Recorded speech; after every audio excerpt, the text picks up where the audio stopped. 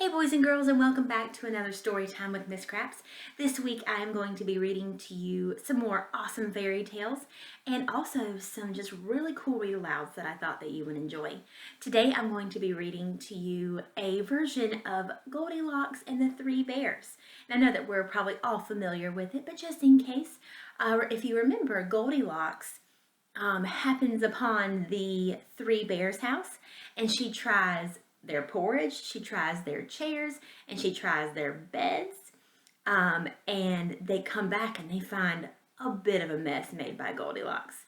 Well, today's version is called Believe Me, Goldilocks Rocks. And it is written, it is the story of the Three Bears as told by Baby Bear. And it is by Nancy Loewen. I hope you enjoy. First things first, my name is not Baby Bear. It's Sam, and I am not nearly as wee or small as or tiny as people think. And Goldilocks, ever since she broke into my house, she's been one of my best buddies. It's true that she takes a lot of chances, but she's not a bad kid, at least no worse than me. Let me tell you the real story, and you'll see.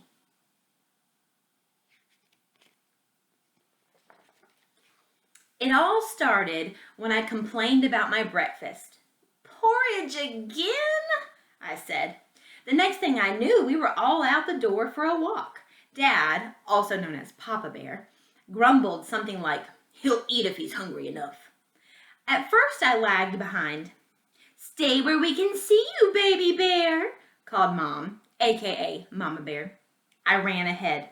"Not so fast, Baby Bear," called Dad. I stamped my foot. "My name is Sam." Then I ducked into the woods and took my secret shortcut home.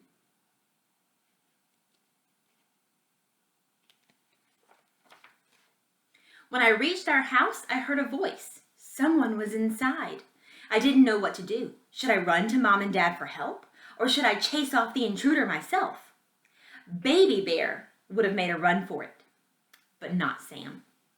I peeked through the kitchen window. A girl was taking pictures with her cell phone. "Ha! This will teach Little Red Riding Hood to double dare me," she muttered. "Goldilocks does not lose at truth or dare." She paused in front of the porridge bowls. "Ew," she said. I liked her already.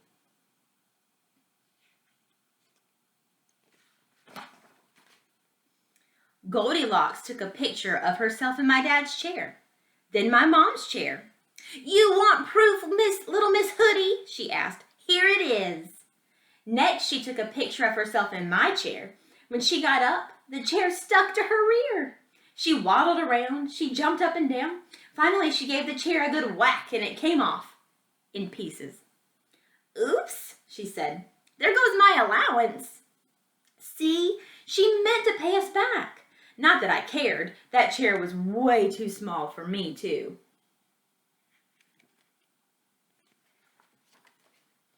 Upstairs, Goldilocks slipped off her shoes, which was very thoughtful of her, and took some video of herself jumping on my dad's bed and my mom's bed. "I can't believe I'm doing this," she giggled. Now, jumping on the beds is not allowed in my house. This was my one and only chance to get away with it. I tapped at the window. "Ah!" Goldilocks shrieked. "Let me in," I begged. "I won't tell." Goldilocks opened the window and we introduced ourselves. She apologized for breaking in. We were really quite civilized.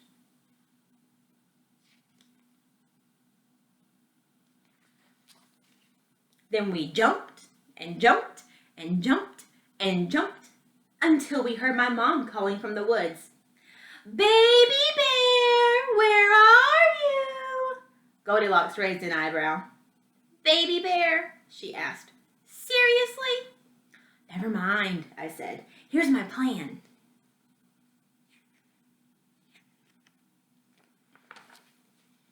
I ran downstairs just as my parents were coming in. "Baby Bear!" Mom exclaimed. "Thank goodness you're okay."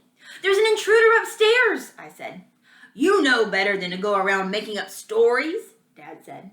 They sat down to eat their porridge, their cold, dried out porridge. I brought in my broken chair. See, the intruder did this. What a naughty thing to do, Dad said, wrecking a perfectly good chair just to get our attention. But I saw her, I insisted. Come on. I tugged them upstairs and showed them the messy covers on their beds. Baby Bear, you know that jumping on the beds is a big no-no, Mom scolded. But the intruder, I said, pushing them toward my room. As soon as we reached my bed,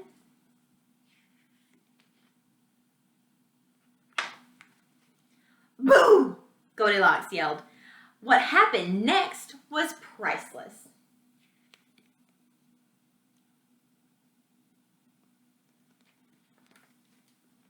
Run! Dad cried. To our safe place, Mom screeched. And if we don't make it, I love you both with all my heart. I made sure they saw me chasing Goldilocks through the woods. In between her fake screams and my pretend growls, we traded phone numbers.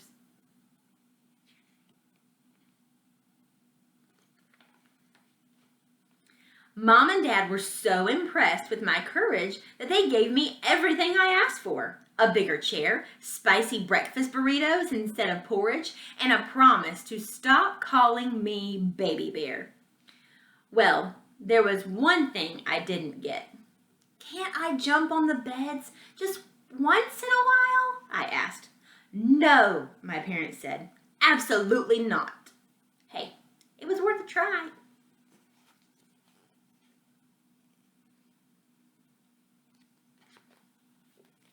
The end. I hope you enjoyed this version of Goldilocks and the Three Bears. I want you to be thinking about how this version is different from the other version that you may have heard before. I want you to think about how the problems may be different, how the solutions may be different, and how the characters are viewed is different in this story than in the other one.